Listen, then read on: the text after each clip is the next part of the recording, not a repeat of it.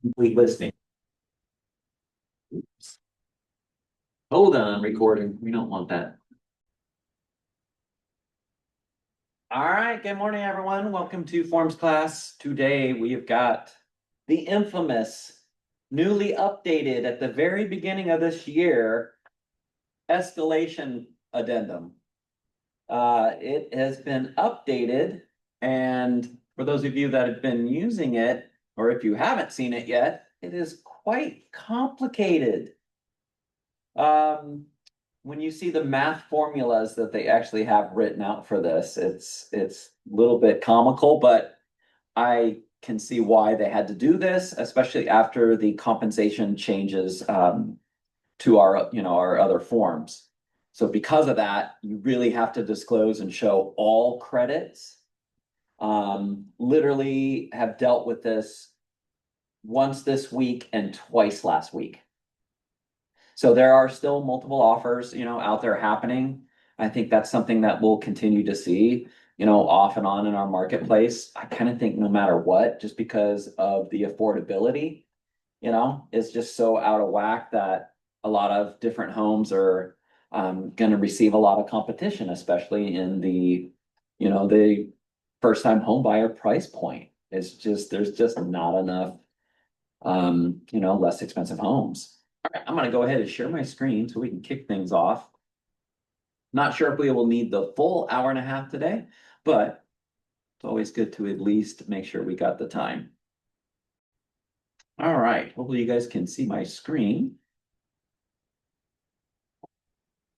All right, we got to do a couple things today. We're going to go through the form itself like normal with the manual, but we are going to utilize the brand new financial tools program for the escalation addendum, which I don't know. Have you seen that yet, Karen?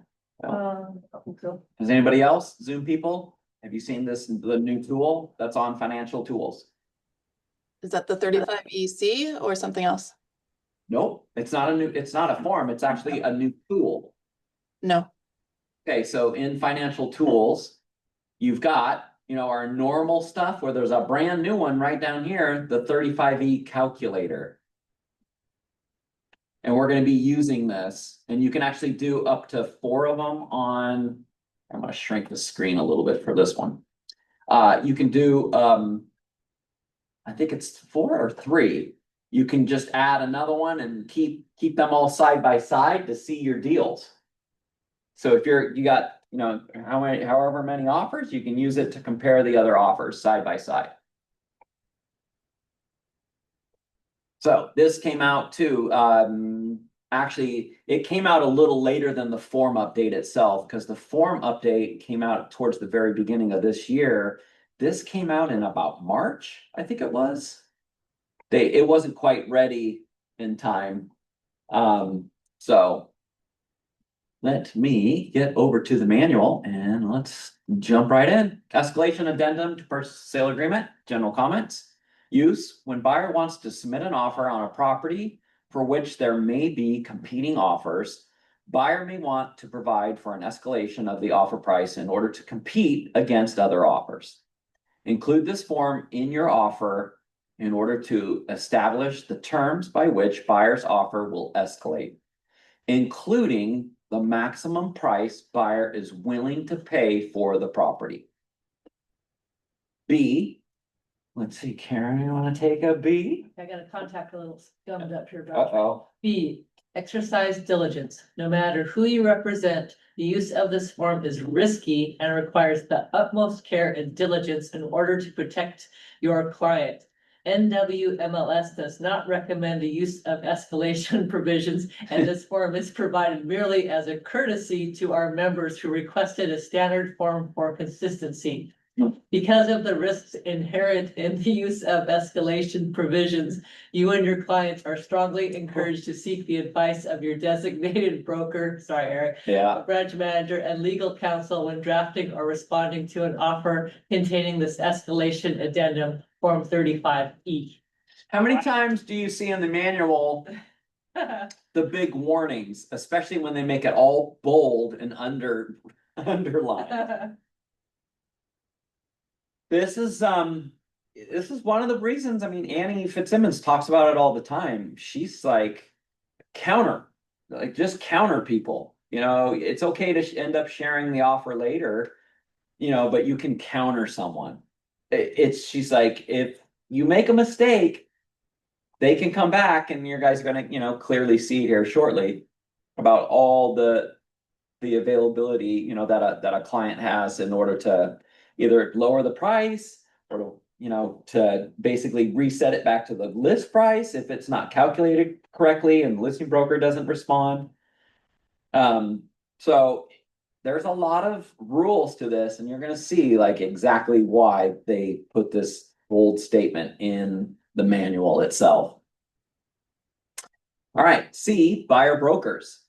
When you include an escalation provision in the offer, remember that it is binding on no one because you have not yet reached mutual acceptance.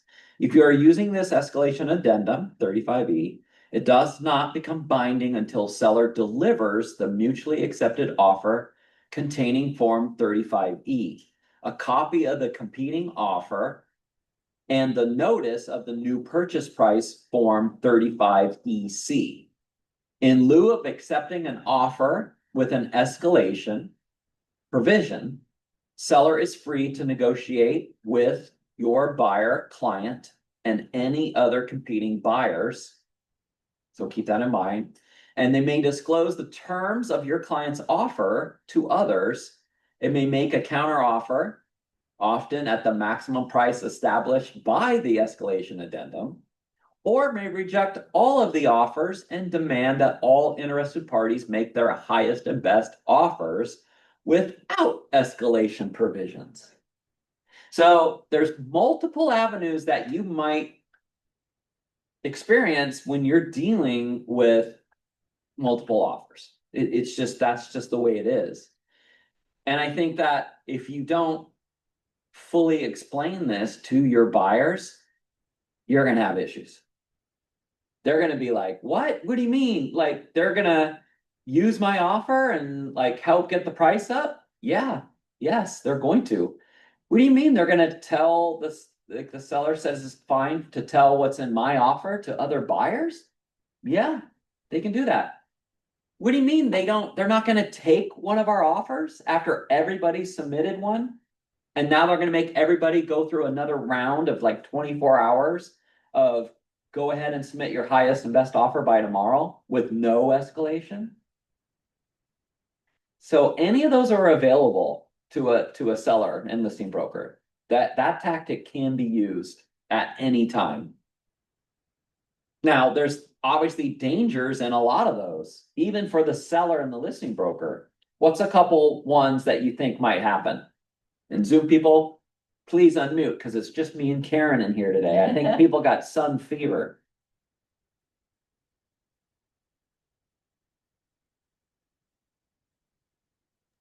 What type of scenarios have you guys dealt with?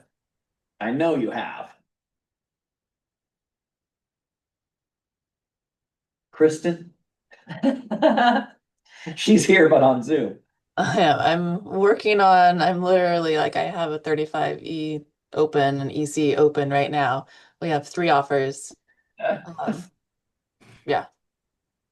So what was your question? It was, what are the risks to a listing broker? Yes. Well, like I was talking with a bunch of people yesterday. One of the guys was trying to get them up. But I really, like you were saying, I was trying to get them up so that I can get my competing offer up higher. Mhm. And he's like, well, I don't want to waste my time. I'm not going to go as high as that offers max. Yeah. But like, I represent the seller. I'm trying to get the most money for my seller, so that's the game that I have to play. Mhm. But I could risk these competing offers just full on rescinding their offer, withdrawing their offer. Exactly. Yeah, sometimes the biggest risk I see brokers, you know, kind of get into is the fact that you might end up, you know, with less offers because all of a sudden there's too much competition. So yeah, it can be a little bit of a dance you're gonna be in those situations where you're gonna have to do a lot of communicating. And really important step is just notifying your seller and making sure that they're, really close in contact so that you guys can communicate quickly and get their clear instructions that they want you to do X, like, yes, I want you to go ahead and try to get more competition and see if they can raise a little bit more. So it is, My seller, so one of the best offer that we have, it's list price, but escalating to 1.23. Okay. wow. Our second best was like a max of list price. So our seller sees that, like, oh, well, this guy is willing to go 1.23, but I can't get them above 1.1 because I don't have a competing offer to get up there. And so now he sees that, he's like, well, I want 1.2. Like, well, I'm not gonna be able to get you that. I'm sorry. So it's a tough to communicate that to the seller.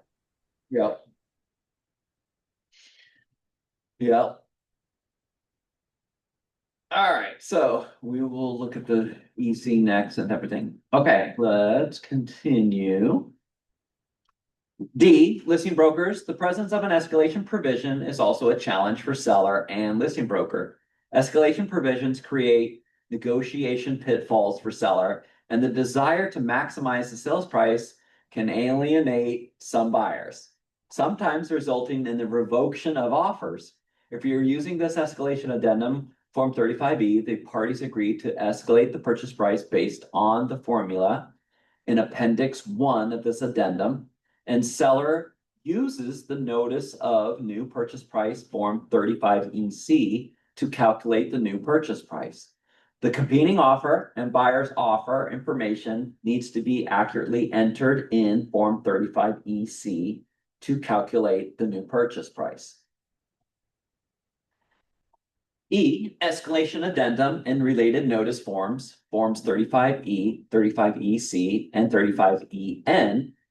If using the escalation addendum, 35E, there are two related notice forms. As an overview, the forms are used together as follows. Escalation addendum Form 35E, buyer specifies the escalation amount and the maximum purchase price, and buyer agrees to escalation calculation method described on the end of the Form 35E. So in the 35E now, they're showing the calculations on how it will actually work out. So buyers can pre-see how competition is supposed to work. What was our old forms? Do you remember how it was done before?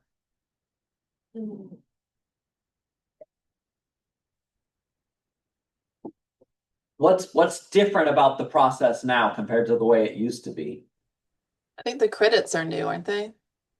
Oh yeah, credits are new, showing like how many different types of credits, especially for the compensation and for closing costs. Closing costs was one that was there before, like for a buyer in 22A, but buyer brokerage firm compensation was not. So it's definitely different. That's for sure different. But what else? Do you remember on the old form, were there letters on the blanks? Do you remember that? There weren't. No, there were not. This isn't to be filled in. We've actually already seen that, I think, twice this year when a broker from another firm, it was their listing, they were competing, they ended up filling this in.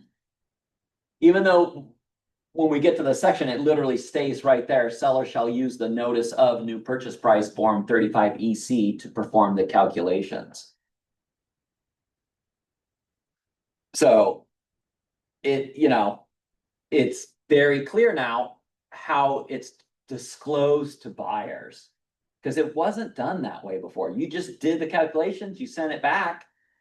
And the most confusing things before it is it used to state that this is not the final purchase price for, final purchase price can be amended. That was in the very beginning. That one caused a ton of havoc. Because people were writing it in, then they'd leave it, they'd sign it around. And all it took was one buyer to basically get to the closing date and go, oh, wait a minute, that's not the purchase price. It was never amended to me. And they're like, what? Yeah, it's right here. No, read it. It says, that it'll be amended and agreed upon. Oh my goodness, that was bad. So obviously they had to change it. So they got together and then they made it to where this is the new purchase price, kind of language, even though they did not want it to be that way. So this is this new way, at least it shows, buyers now, how is the price actually going to be calculated? Because there were a lot of people that were definitely doing it wrong. All right, let's get to the last sections.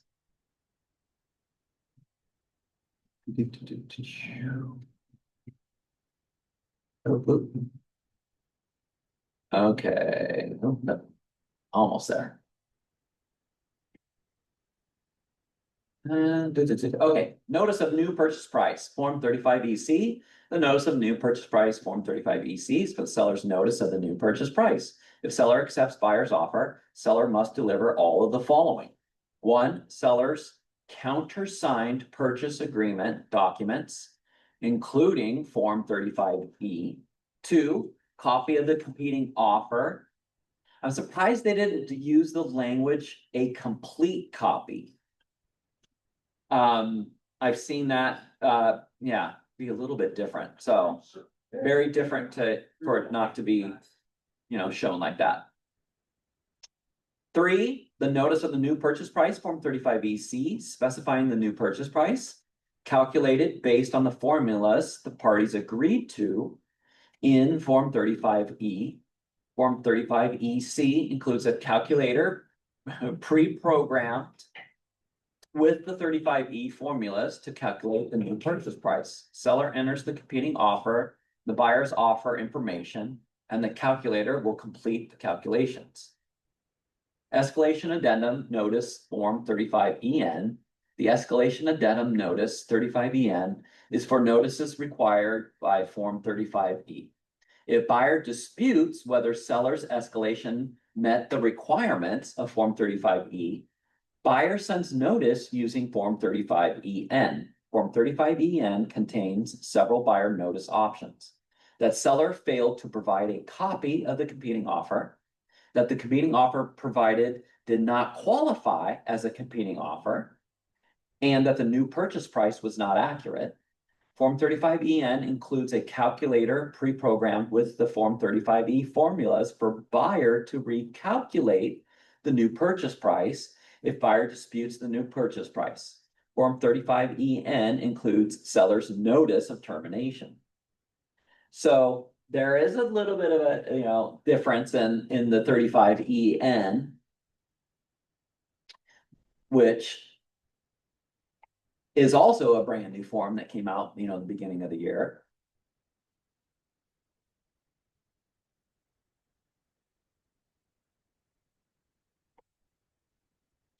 All right, terms of competing offer. Jim, you want to unmute and read F? Terms of competing offer. For buyer's offer to be escalated, there must be an offer from another buyer, and the other buyer's offer must qualify as a competing offer. Form 35E, paragraph 2, contains the terms on which another buyer's offer qualifies as a competing offer. The competing offer can contain almost any terms with few exceptions. For example, it may contain an inspection contingency, a buyer's pending sale contingency, Form 22Q, or even a financing contingency, Form 22A. However, in order to fall within the definition of competing offer, it must close within time for set in set forth in Form 35E, paragraph 2. In addition, it may not contain a buy or sell property contingency, Form 22B. If an offer does not qualify as a competing offer, it cannot be used to escalate the purchase price. Finally, the language that requires all cash at closing, only prevents using an offer in which seller is going to finance a portion of the purchase price as a competing offer. It does not prevent the use of financing contingency if the financing used will result in payment full to seller closing. So there's the big, step in, describing exactly what is considered a competing offer. So 22Q pending sale is fine, inspection, fine, financing, fine. What is not fine? 22B, a contingent sale. So that does not work. You cannot use that to escalate. So that offer, if you were using it to escalate someone else's offer, that won't work. So you cannot use that form. So calculation of new purchase price, 35E, paragraph 3 contains the parties' agreement to the formulas in Appendix 1 for calculating the new purchase price, and for seller to notify buyer of the new purchase price by using the Notice of New Purchase Price, Form 35EC. Buyer can challenge the new purchase price as set forth in Form 35E, paragraph 4C. H, complete copy of competing offer. Here it is, a lot more defined. If seller is using a competing offer to escalate the purchase price, seller must provide a complete copy of the competing offer in its entirety, including all addenda and any escalation provision contained in the competing offer. If seller fails to do so, buyer may be entitled to purchase property at the non-escalated price as set forth in Form 35E, paragraph 4A. The escalation addendum notice, Form 35EN, is used for this notice. So if you are representing a buyer and your offer gets escalated and you get mutual and you start moving along, you deposit earnest money, and then you look at a second glance and you see the calculations and you recognize that, wait a minute, the offer that they use in the competing offer's got a contingent sale. That doesn't work. They cannot use that offer to escalate yours.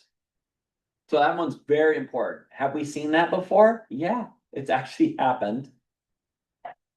Very rare, but other times we've actually seen deals come in and they don't even give a complete offer. So they send over the deal and there's literally, they sign around, they escalate it, they give the new price, and then they actually state, oh, yeah, by the way, where's this other offer? Like, where is it? You're trying to get a copy of that offer and you can't get it. They're like, oh yeah, well, it's like, well, you need to send it or you can't escalate our offer. So where's that offer? Then they finally send it over, and then you look at it and you're like, hey, this offer actually expired even before our offer. So you can't use that. So if the offer's expired, it can't be used to escalate. So there's a whole bunch of things that either the listing brokers don't understand, or it's literally they're just trying to be sneaky. You can avoid all of that, listing brokers, if you're in the situation that you can actually just counter. If you counter it and remove the escalation, you can do that. And you don't have to worry about calculations. So it's kind of a fail safe. All right, challenge to competing offer. There have been instances when the competing offer that seller included with seller's acceptance did not qualify as a competing offer because, for example, the closing date fell outside the time period in the offer, or it contained a Form 22B. So the other thing to remember too is the time frame for closing. So you cannot use the other offer for escalation if the time frame in closing is different. So in one offer that they've got, it's closing in, let's see, this one's provides for no closing later than 60, right? So it can't be over 60. It used to be closing before 30 and over 60. They removed that. Because there would be issues where you're trying to get a deal signed around finally, and by the time the clients actually sign it, it's the following day. And they had it at exactly, 30, and then the next thing you know, it actually changes because they didn't sign it to the following day and they didn't receive it to the following day. Now you got closing in 29 days away. And the next thing you know, you can't use that. That doesn't work. So stuff like that was really causing havoc. And so they basically changed it in here. Now, a buyer can make an offer, and if they're really strong, I would suggest like maybe they're all cash and they're closing in, 14 days or 10 days. You can actually put in here, maybe competing offer can't be closing sooner than yours. So they can't use your offer to compete on another offer because you're closing less. Or actually, no, that still won't matter then. No, that's right. I guess that's what they did to change the days to 60 is no matter what you did, and that's what was happening. Yeah, I guess that doesn't work anymore. So there's no like way to make it, closing before another sale. So now it's just as long as it's not closing more than 60, you can change it not more than 30. So if someone else's deal was closing 45 days, then you couldn't use it. It'd have to be falling under the time frame. So I guess you could do it that way, but it's not going to get as many offers from shortening it. It's just provides for closing no later than 60 by default. And it's not contingent on the sales buyer's property, MLS Form 22B or equivalent. The competing offer may include other conditions such as buyer's pending sale, property 22Q. And of course, like we read, an inspection and 22A is totally fine. All right, we are almost into this one. All right, we got that. Okay, if buyer fails to timely provide notice when the competing offer is deemed to meet the requirements, if buyer provides timely notice to seller, seller has 2 days by default to terminate the agreement, and the earnest money shall be refunded to buyer. If seller does not timely terminate the agreement, then buyer is entitled to purchase the property at the non-escalated price.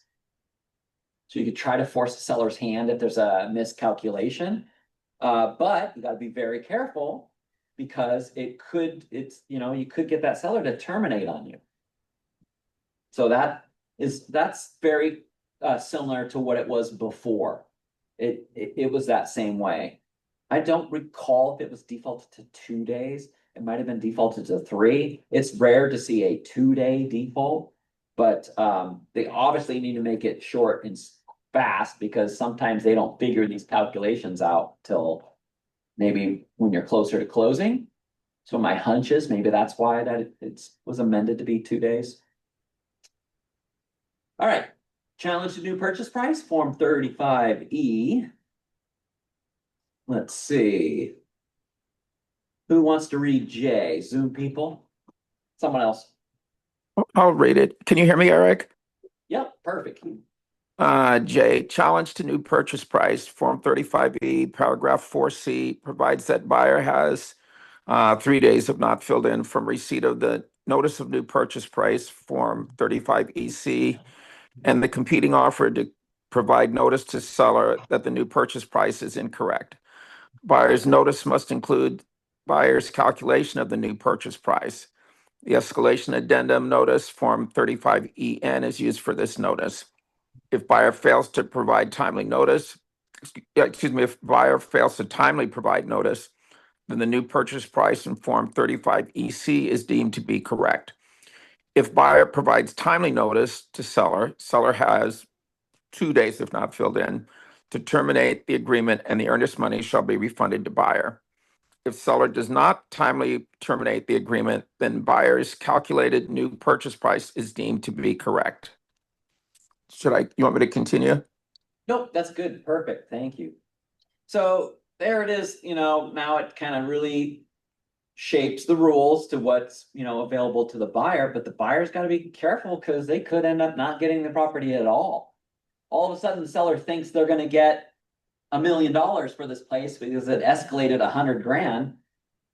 But because the calculations were incorrect, maybe it should have only been like 60 grand. And so buyers got to be careful because in the event that they actually go through and they show proof and they do the new calculations and they provide that on the 35EC, or excuse me, on the EN, because that's the notice, then you've could be terminated, and the buyer's gonna lose the property for the $40,000. So you really got to make it clear to, okay, buyer. So these are the reasons, why Northwest MLS is like, if you're gonna use this, pretty much, we warn you, like don't use it if you don't have to. Eric, I have a Yeah. question. Sure. Especially in light of what you just said and what we read at the very beginning, I don't see, especially when you're representing a seller, what's the point of going through all this? I mean, this is really verbose, and I'm probably a little out of the loop because I'm not as active as I once was. But what's the point of doing this? We're representing the seller, and why not just what I've done is I just strike. I take whatever offers I've got, I send them all to Yeah. the seller.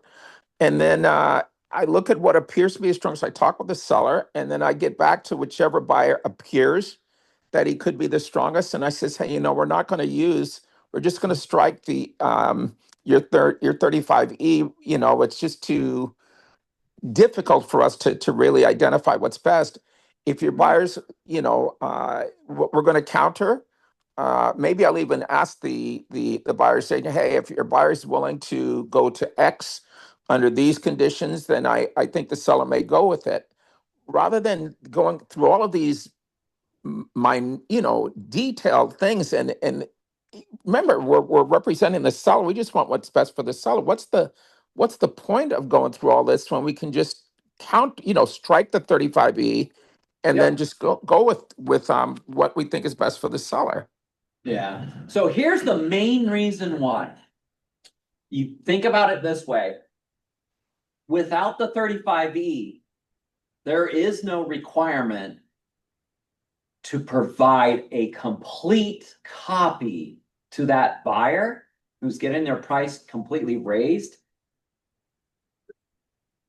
of that offer, right? They'll get to see, well, whose offer did I beat? Yeah, well, but Eric, to me, he doesn't. If the buyer doesn't want the house at a particular price, then he doesn't have to buy it. It's in my mind, it's like, if your buyer really wants this house, I'm telling you, we've got other offers. You don't have to believe what I'm telling you, but this is what it'll take. If your buyer wants this house, this is the point at which this is what he needs to do to get the house. And if he's Yep. not willing to do that, I'm not obligated, nor my seller, to have to prove anything to that buyer. He can just go find another house. Yep. But you said the key word, proof. Buyers want to see proof because they're like, oh, they're just playing games. They're just trying to get more money. And all they're doing is, making us compete against other buyers. And who knows if they have the other offers. Yep. Yep. And that buyer can go buy himself another house. That anyhow, that's I may be too simplistic, but that's how I feel. It's like, well, you know what?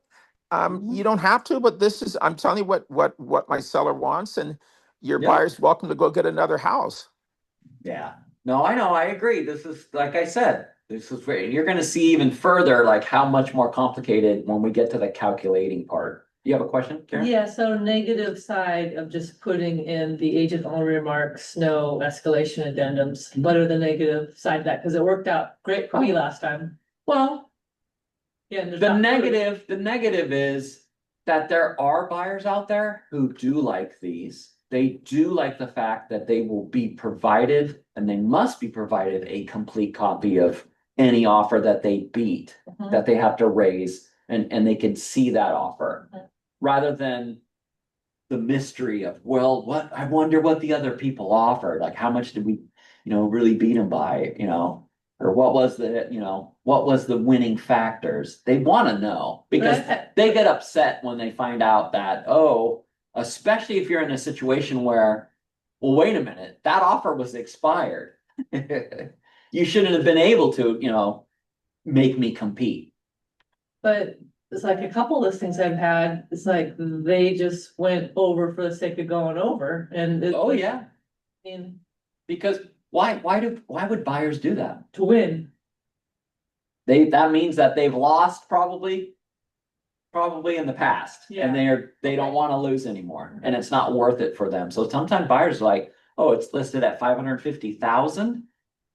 Let's just offer 565 right now if they'll take it. yeah, I want to be done. I love this house. Let's get it. Let's be done. Yeah. My nephew had to do that. And it's been about 4 years. Yeah, 4 years now. Yeah.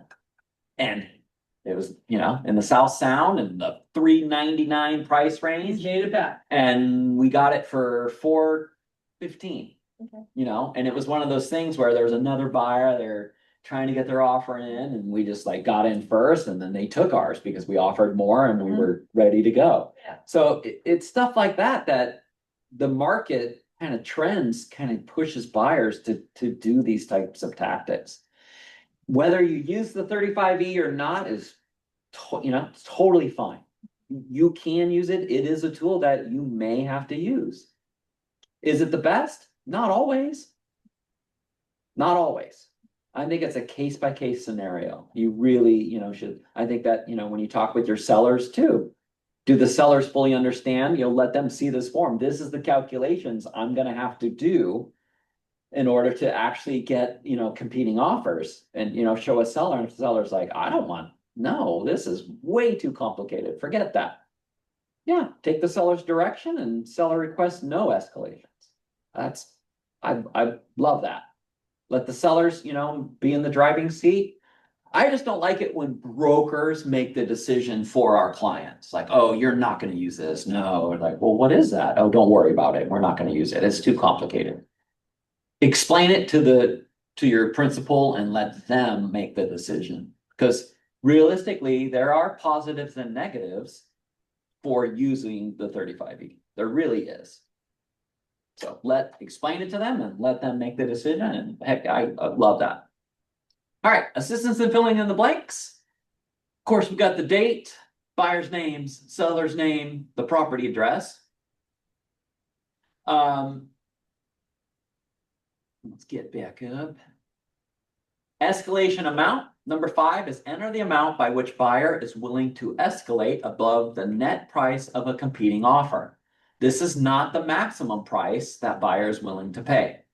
It is merely the amount by which buyer is willing to escalate buyer's offer above the net price of a competing offer. So the first things first, what we have to establish is how much are they willing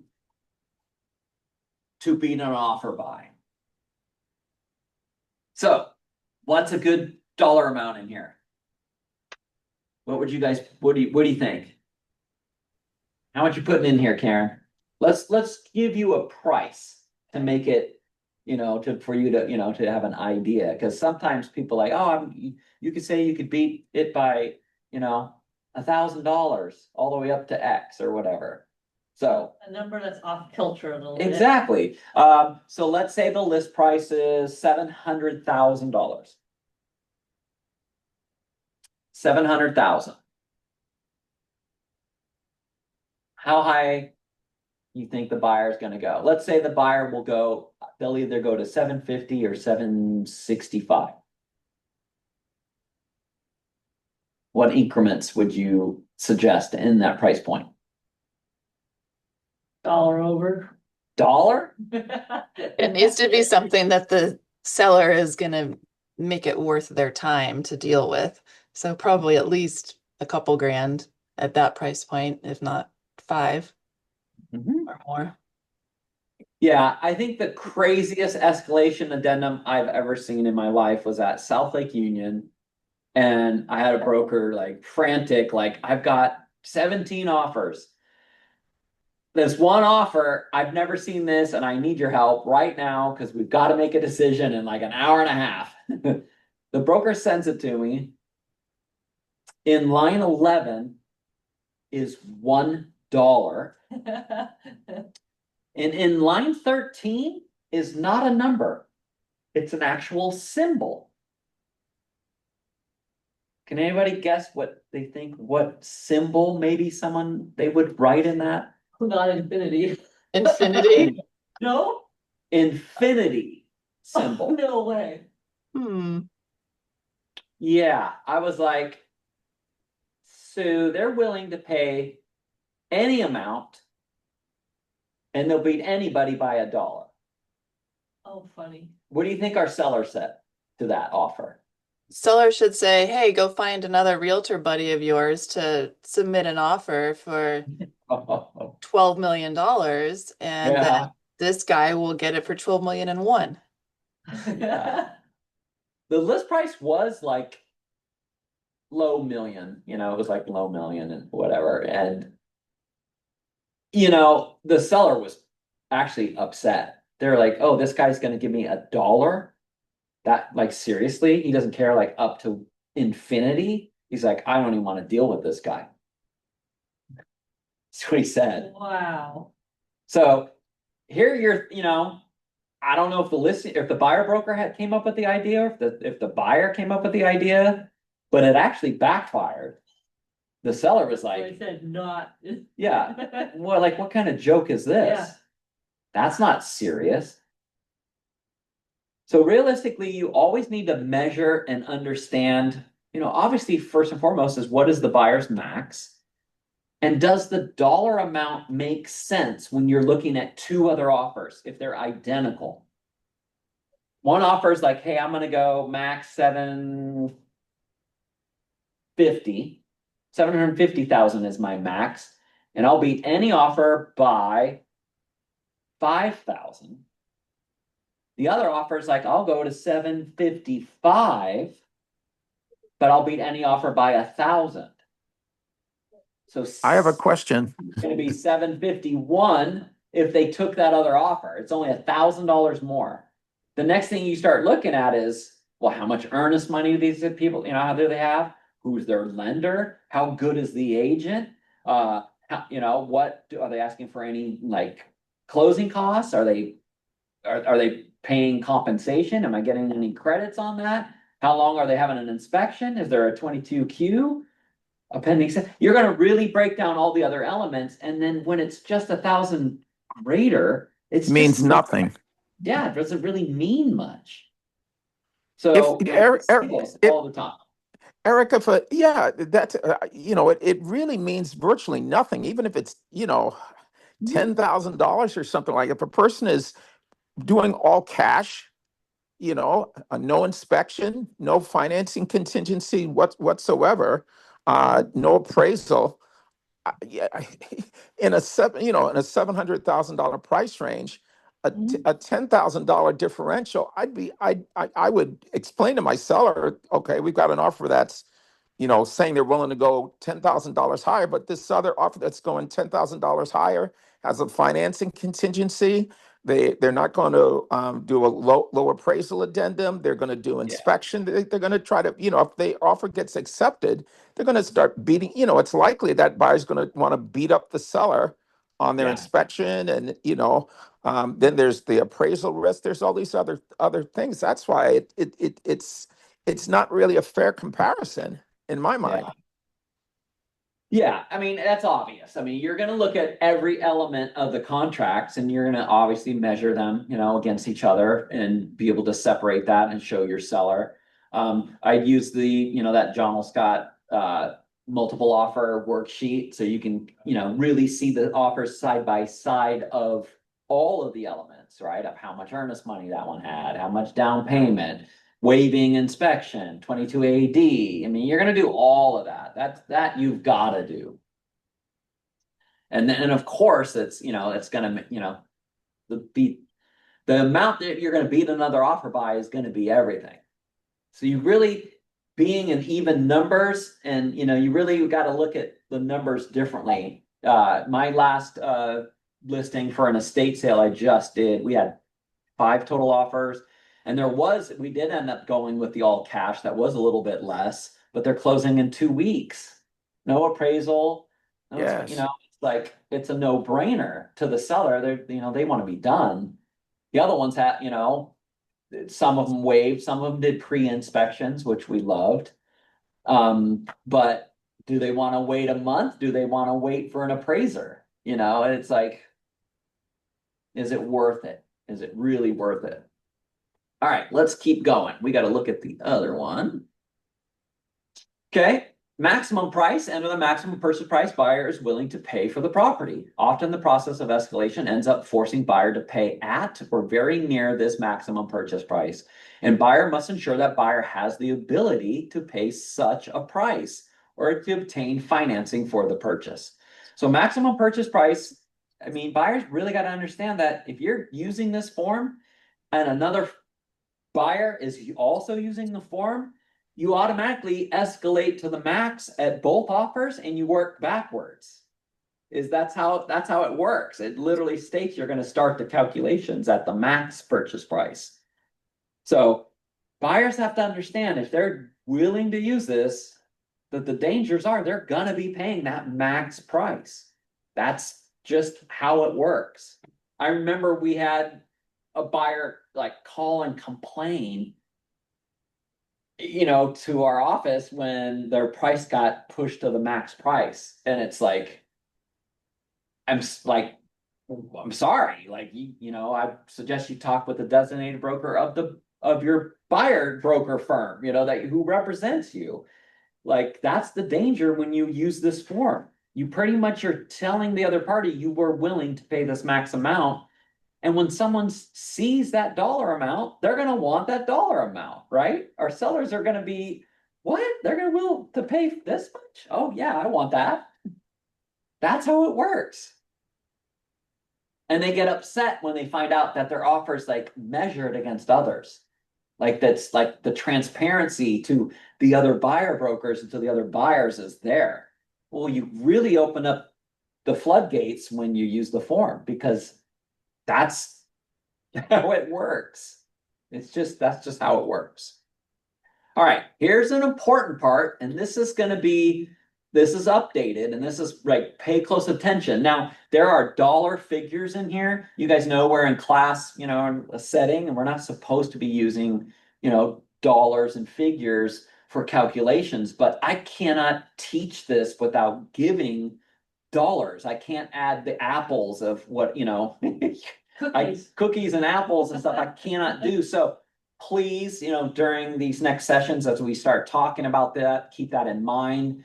Nobody throw out percentages and stuff like that. I need to kind of base this off of flat dollar amounts to try to keep this, in control. So just please keep that in mind, everybody. All right, credits. Credits is defined as credits for closing costs, concessions, or broker compensation.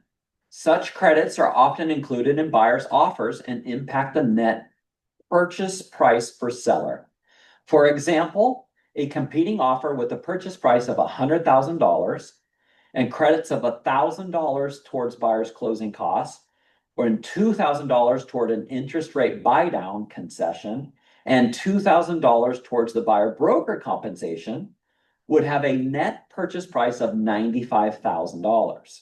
In a buyer's offer, a credit to a buyer broker for buyer brokerage compensation is the dollar amount or percentage entered in the amount to be paid by seller on first page of the purchase and sale agreement and buyer's offer. Example, specific term 17B in Form 20, Form 21, and Form 25, I'm guessing, 23. Specific term 18B, in Form 25, it's 19B, and Form 28 in line 5, specific term B of Form 41E. So Obviously, the B line in compensation is what is going to be negotiated to be paid, right? That's the amount paid in credits.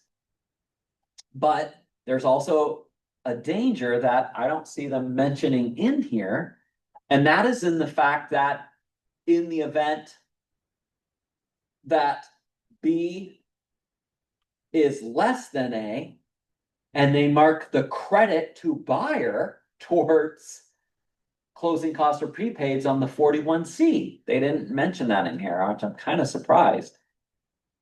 Because that is also a credit. So if that scenario happens, you would actually have to add up what is on the 41C. And it's gonna be the same as 41A, or excuse me, 17A compensation line of what's being offered. If it's less, you're gonna use A to calculate this. You'll have to, because when you use a credit to buyer with the 41C based off of 17A and B, the difference, it's like if there were $2,000 in A and you had $1,000 in B and $1,000 credit to buyer on 41C, it's still $2,000. So you'll still have to, be careful of that calculation if there's a credit that way. All right. Closing of the competing offer. In order to constitute a competing offer, the offer must close within the number of days entered into this space. If the closing date of the competing offer exceeds this period of time, it cannot be used to escalate the purchase price of buyer's offer. So by default, it's 60 days. A lot of brokers, are going to probably put 30. So, that's still fine. It just remember, it cannot exceed that. New purchase price. In this paragraph, the parties agreed to the formulas in Appendix 1 for calculating a new purchase price. Appendix 1 in Form 35E is not to be completed. Instead, seller will calculate and provide buyer notice of new purchase price by using the Notice of New Purchase Price Form 35EC. Non-qualifying escalation.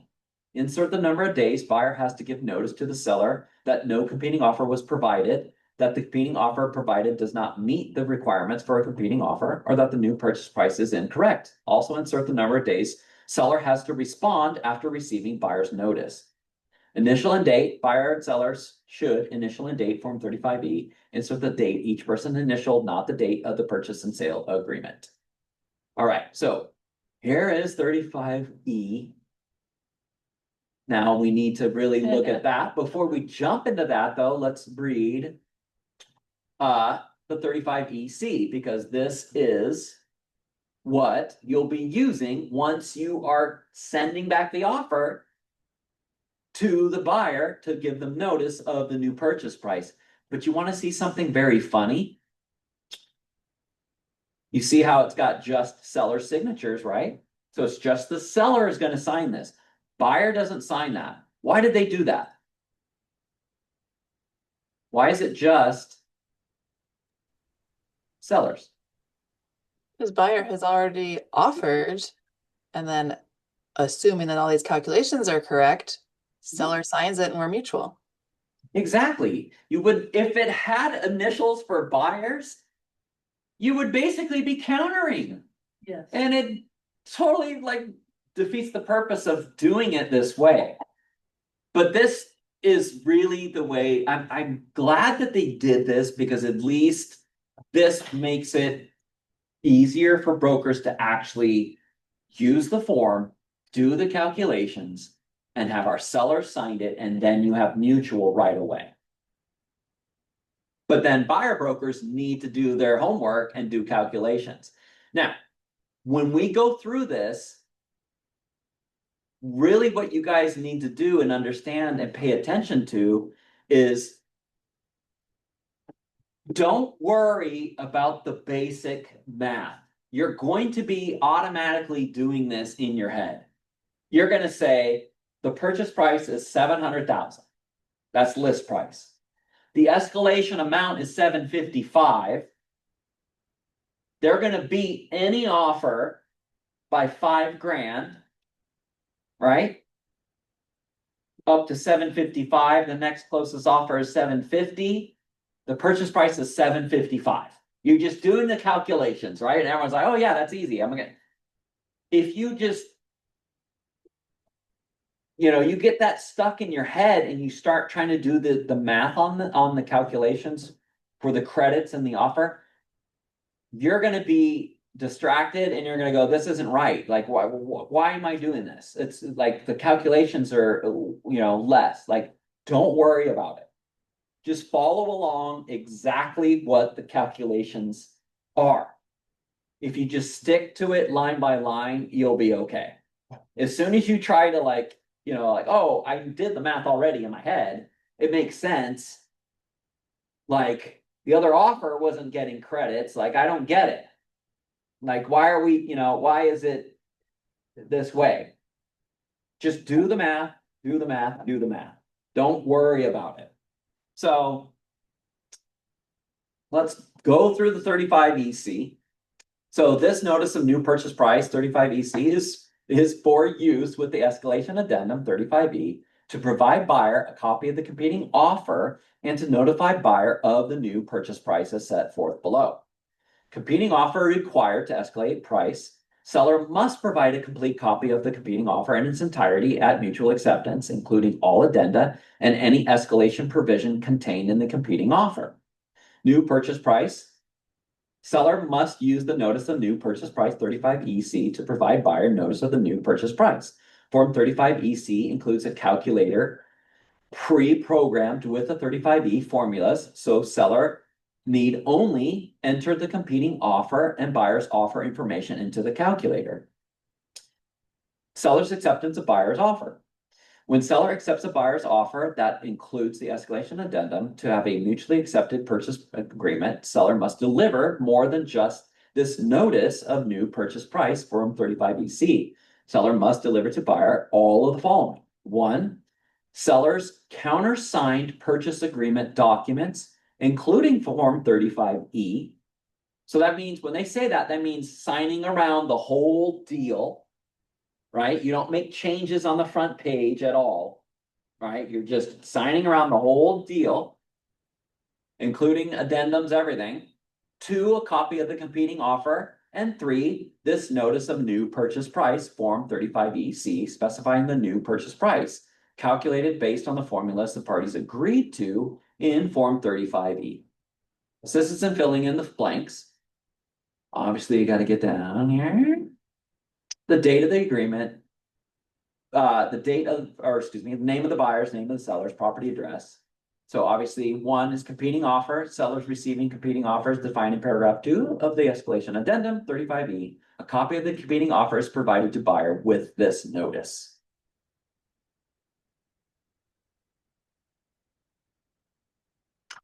Six, calculator. Karen, you want to do 6?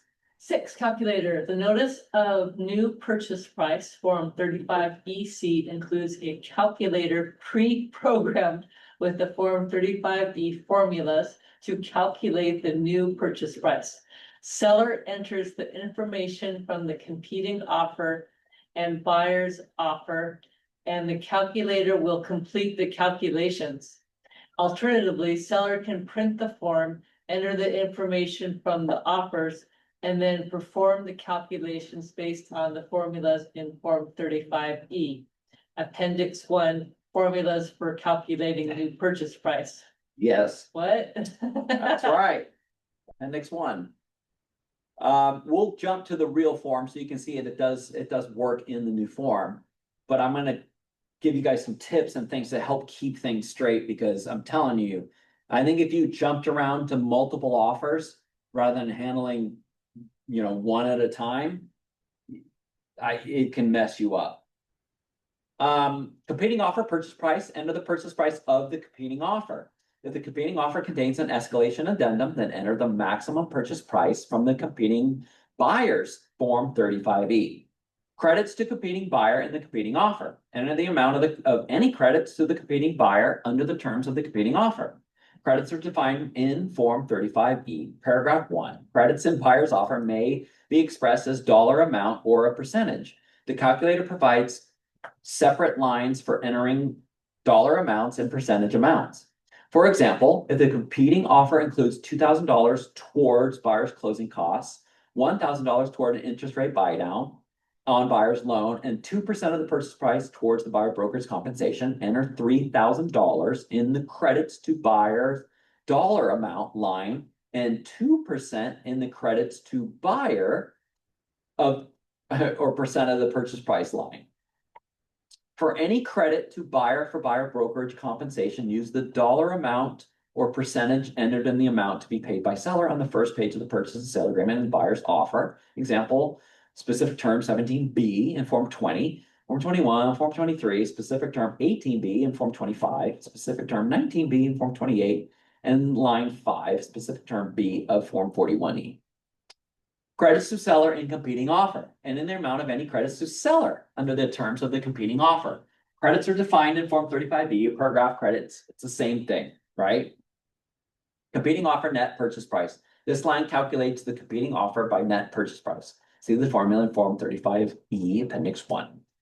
Escalation amount. Enter the escalation amount that buyer set as the escalation amount in Form 35E, paragraph 1, line 11. That's like the amount that they're going to beat any offer by. Escalated base. This line calculates the escalated base by adding the competing offer net purchase price and escalation amount. See the formula in 35E, Appendix 1. Credits to buyer in this offer. Enter the amount of any credits to buyer under the terms of this offer. Credits are defined the same. Always they're defining it exactly the same as what types of credits. They use the exact same amount for the examples for both. If you're calculating percentage amounts, 35E Appendix 1 formula provides for the purchase price escalation purposes only, this offer's percentages are calculated from the competing offer purchase price, not this offer's purchase price. At closing, the actual amount for percentage credits will be different because they will be calculated based on the new purchase price. Credits into seller, we already did that. Oh, that's the same. New purchase price. Isn't that what we just did? Yeah, that's the same. All right, let's jump into the actual form real quick. Oops. Let me open up 35EC.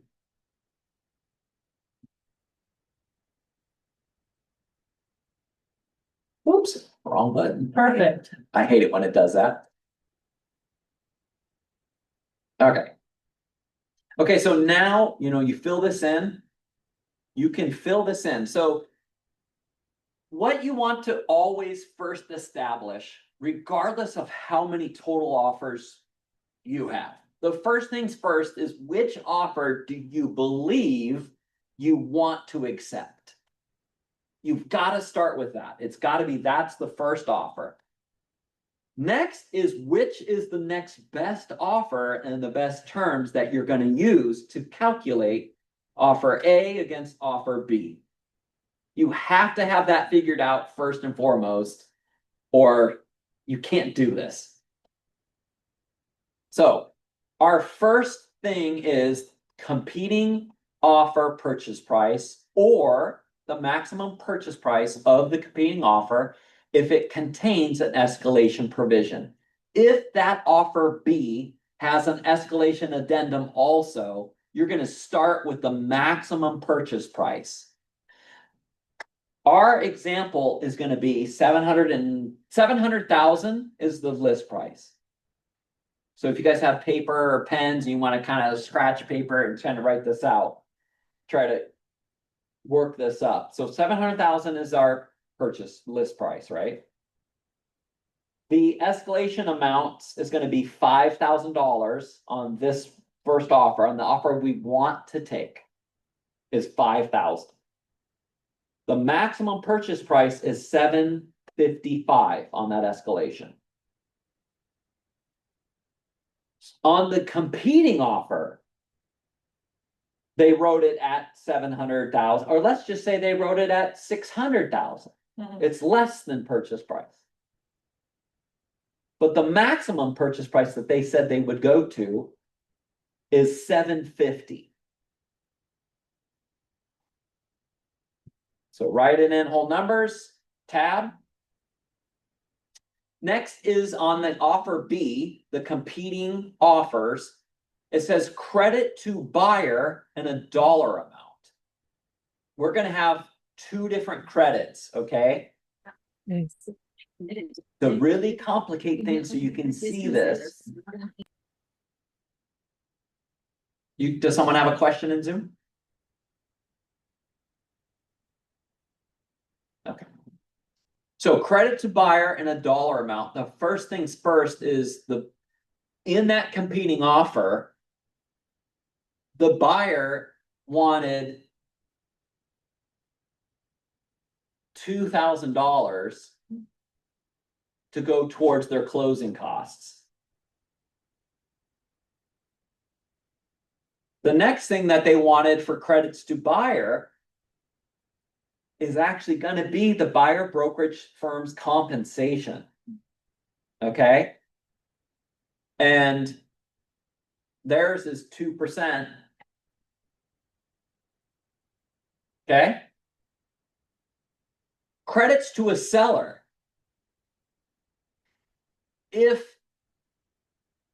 another offer by chance, and we'll use this in a calculation later, so we're not for this example, but if you were to actually have to give credits back to a seller, because let's say the buyer broker left 17B blank and the seller was offering 2%. If that was the case, we would be putting 0 in this one.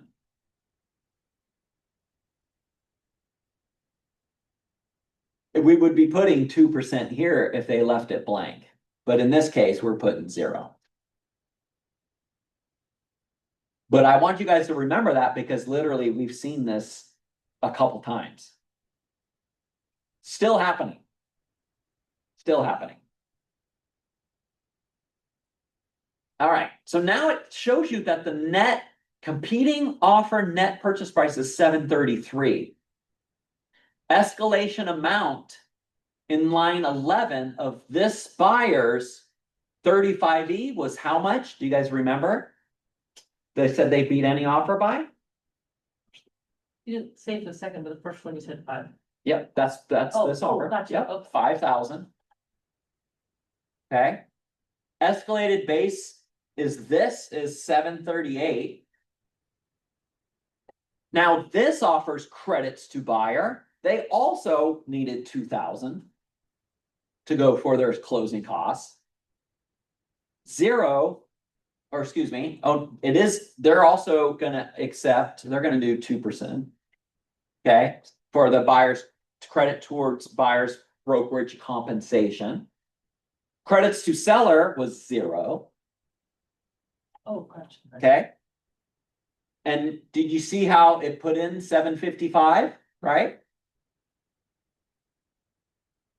Maximum purchase price is the amount of line 13 of buyer's 35E, which was, do you remember? Hint, hint, it's the same price right above. Oh, yeah, 755. Yeah, so this offer, the amount of line 13 was exactly the same as 755. Oops. Not $755. Okay. Net purchase price, this offer, subject to max purchase price limit if applicable. Do you see how it calculated 737,900? But the new purchase price is 755. Does that make sense?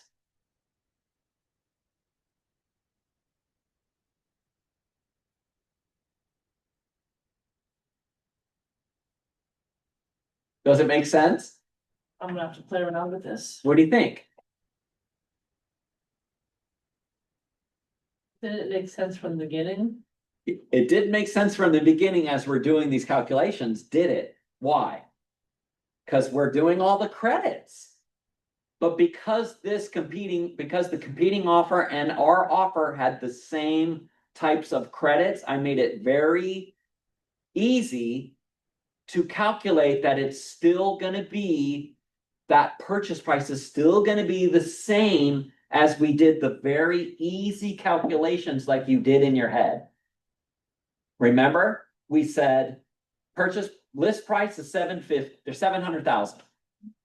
Maximum purchase price of the competing offer and offer B, the second offer, was 750,000. This offer we wanted to take, offer A, maximum, because it also had it in their escalation, was 755. And they would beat any offer by $5,000. That means it's $5,000 above the 750. So the easy calculations would be 755,000. We'll see why this gets so complicated is because the credits and debits like kind of throws you off, and you start doing the calculations, or sometimes you skip it and it actually won't, it's still going to give you the calculation that you simply did in your head, because like it said in the manual, don't worry about the net, maximum, or excuse me, the net escalated base, price. You still have to do the calculations, right? Do the math, do the math, do the math. Don't worry and let it do its thing. Now, how we're going to complicate things now is we're going to change. We're going to do things a little bit differently to complicate some things. And in order to do that, we're actually going to use the tools that we talked about, right? So remember, in the financial tools, there is the new Form 35E calculator. And we're going to complicate some things to make it like so you can see the difference. So let's go ahead and start out the same thing. Competing offer purchase price, or maximum purchase price of the competing offer if it contains an escalation provision. Let's go ahead and do the same kind of formula based upon this list price of the 700,000. Well, this one offer we want to take is we're gonna complicate things by giving some scenarios where buyer broker left the 17B blank, and that's going to give our seller another 2%. We're going to use the same examples like the manual gave us. Okay, so maximum purchase price of this one is 755. Okay, we're going to tab credits to buyer. So in the one that has credits, we have no credits in this one. So we're going to keep it at 0. Credits to buyer and a percentage for the purchase price. There is buyer brokerage compensation, right? So in the competing offer, we're going to say it's 2%.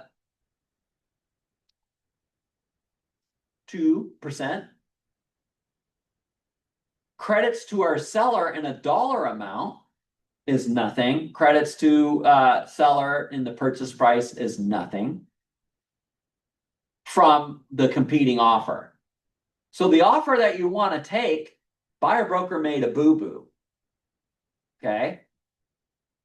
And we're going to see what does this do to our calculations. So competing offer purchase price is 755 max. This offer, the escalation amount, is the amount from line 11, right? Line 11 is, go back to the form. Oops, I went too quick. So that's the escalating amount, not the maximum. And they say they'll beat any offer by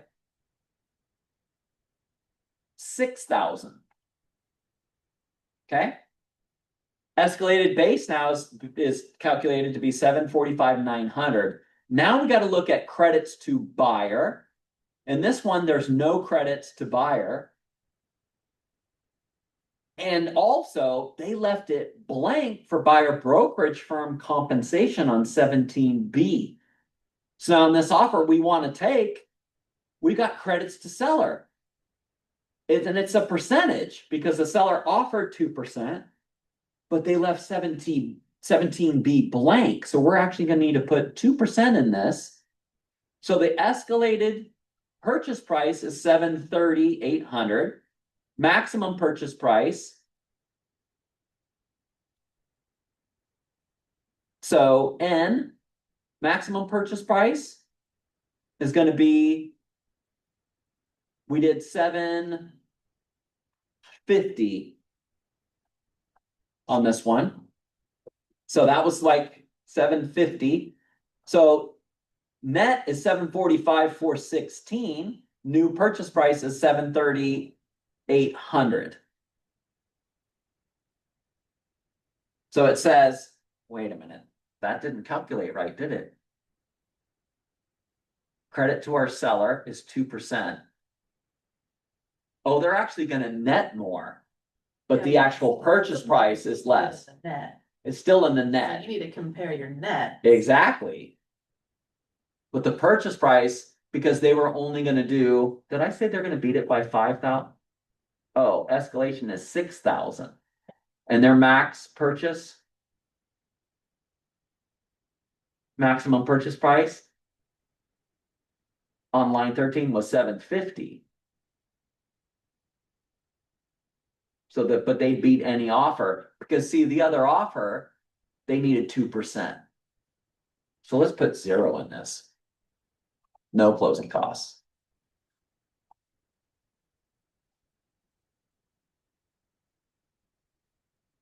So the net, yeah, that's kind of why it's throwing it off. So they're gonna go to 745,900. That's not right. That's odd. 2% is going credited to the seller. Oh, that's why, because that is correct. Because they're gonna get the 2% credited to them Instead of going to the buyer. instead of going to the buyer. So it's calculating that credit, including their max price. So they're looking at what are they actually gonna get, so guaranteed, if you have a buyer broker getting a credit, or if buyer broker's not getting paid in a deal and our seller's taking that credit, that's a huge difference. Plus the purchase price they're getting. I mean, they're gonna get that dollar amount of 745,900. That's huge. So of course you'd rather take that deal. Do you see how like this can make it way more complicated? Because you're gonna go, oh, I did the math. Because what would someone normally do? They would just write out the math basically like we did before. As soon as you're giving the big credits back to a seller of the one you're trying to take, that max purchase price is not going to calculate the same because of the credits to our seller. How many people are just going to counter the seller or counter? That's how I know. complicated it is. Yeah. You said you could do up to 3 offers? So yes, let's add another one. There's another deal, competing offer. So competing offer purchase price or maximum, the maximum in this other deal, they said they would go to 746. Let's say. Credits to buyer was 0. Percent was they're accepting the 2%. Credits to seller, nothing.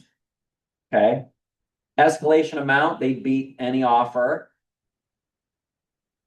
by 6,000. Okay, that goes to 737 as the escalated base. Now credits to buyer, if any, on this offer. Like on the other offer you want, or maybe potentially, take. And that's 0. credits to buyer, percent of competing offer of the purchase price. So any other credits, percentage on this one. And they're gonna take 2%. Credits to a seller, nothing on this one. Escalated purchase price is $752. Maximum purchase price on this deal that you wanted to take. Because we said. Why did it should be coming in at the same, hold on a second. Make sure we got it, 746. The competing offer. I need to keep see, that's the part that's hard. You have to designate the offer that you want to take first. So how do you? Then the offer that you're going to use to compete. Now you can use the same one that you're going to measure against the other offer. You can do that, but you've got to have those numbers. You got to have that offer sitting next to you side by side. And realistically, you should predetermine all of the figures you need to know. How much is earnest money? What's the maximum purchase price? If they're using an escalation, what's that max? What are they going to beat any offer by? What's their loan type? How much down?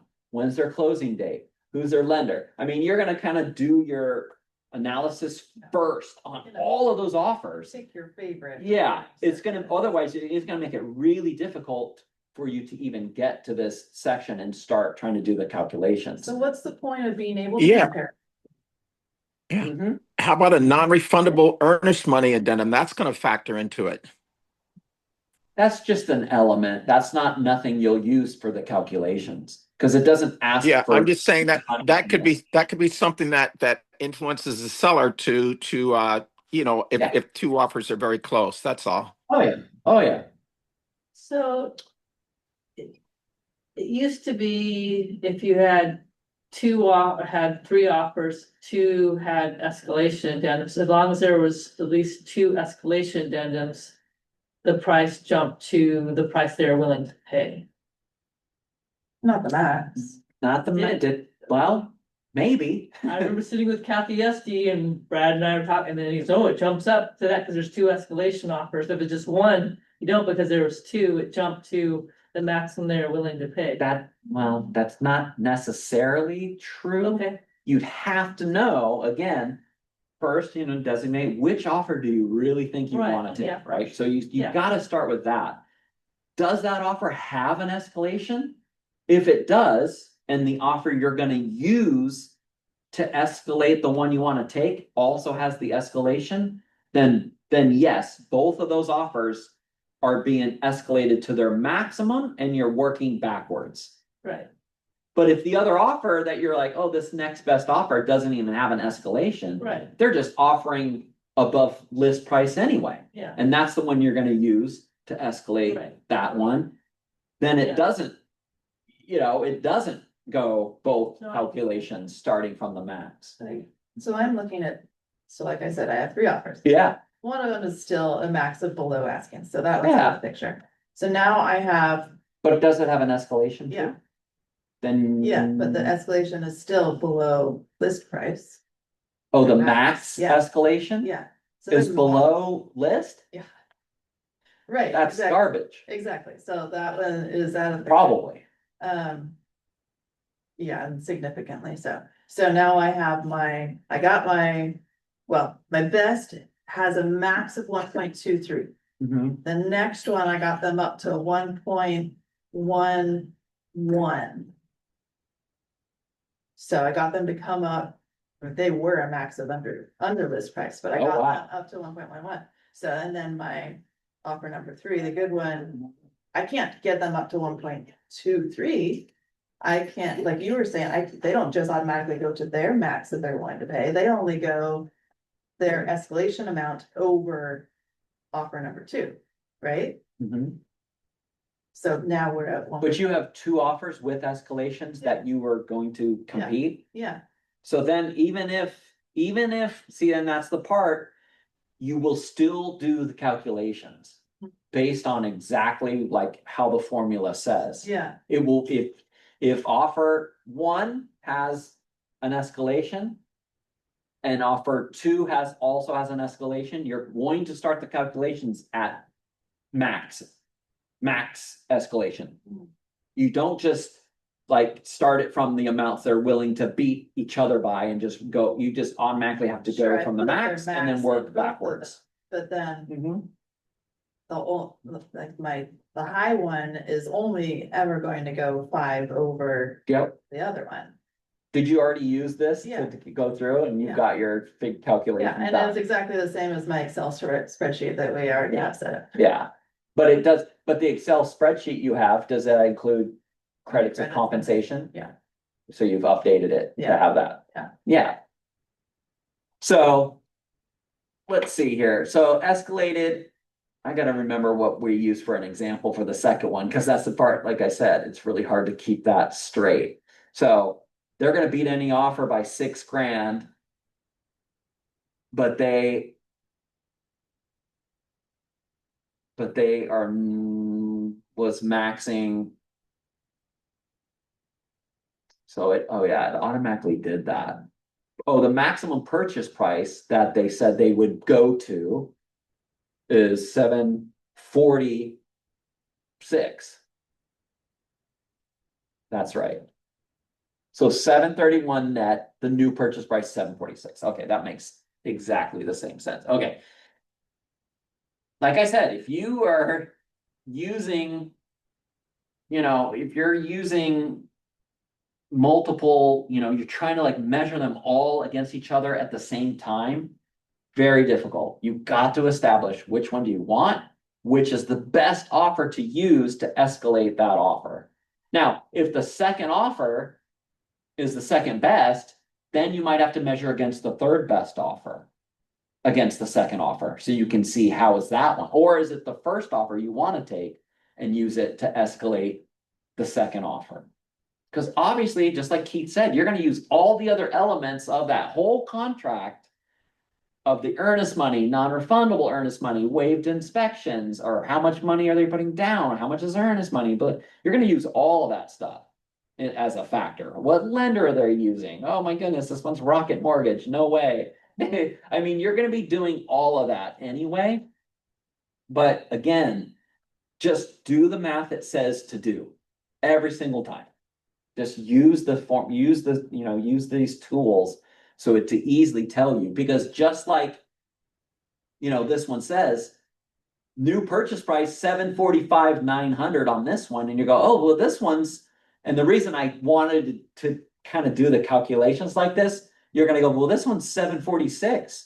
Well, this one's a little bit higher. Maybe my seller should take this. Why again should they take this first offer?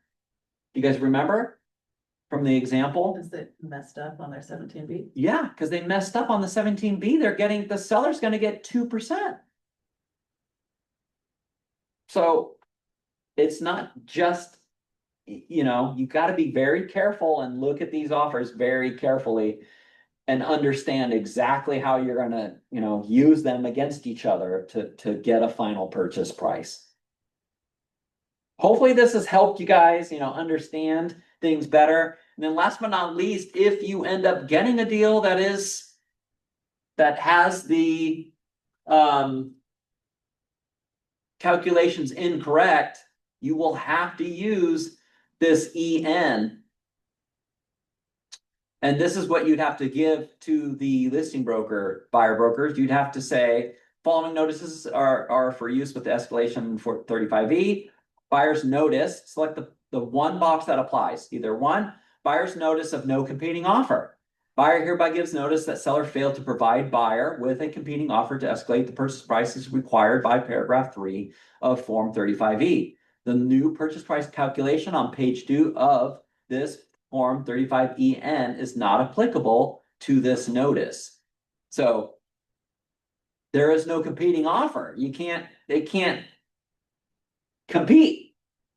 So if you have that scenario, you'd have to mark that box. Oops, way too fast. The next box is buyer's notice of non-qualifying competing offer. Buyer hereby gives notice that the offer used to escalate purchase price does not qualify as a competing offer under paragraph 2 of Form 35E. The new purchase price calculation on page 2 of this Form 35EN is not applicable to this notice. So maybe they messed up and they had a 22B. Or maybe that offer was closing in 65 days. That doesn't work. Or maybe that offer was expired. Next is buyer's notice of new purchase price. Buyer hereby gives notice that the new purchase price calculated by seller in Form 35EC is incorrect. The new purchase price is X as set forth in the new purchase price calculation on page 2 of this notice.